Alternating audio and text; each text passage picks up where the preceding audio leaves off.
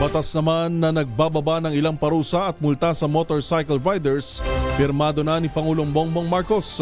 RH14, Ms. Leth Narciso.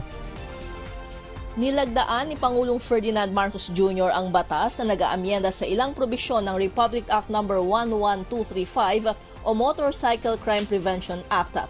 Kabilang sa mahalagang probisyon ang paglilipat ng bagong may-ari ng rehistro ng motorsiklo sa kanyang pangalan sa loob ng 20 working days mula sa araw ng pagbili na dati ay 5 araw lang. Binabaan din ang multa sa mga lalabag dito sa 5,000 piso mula 20,000 hanggang 50,000 pesos. Iniaatas naman ang paggamit ng mas malaki at madaling mabasang plaka sa lahat ng motorsiklo. Ang mga rider na walang plaka ay pagmumultahin na lamang ng hanggang 5,000 piso mula sa dating 50,000 hanggang 100,000 pesos o pagkakakulong. Ang hindi naman pagre-report ng nawawalang plaka ay may multang 5,000 piso rin mula sa dating hanggang 50,000 pesos.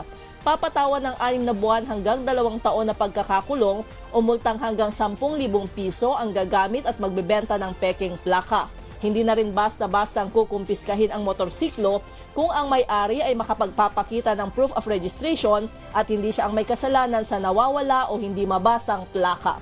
Ito si Leth Narciso para sa DZRH. Una sa Pilipinas, una sa Pilipino.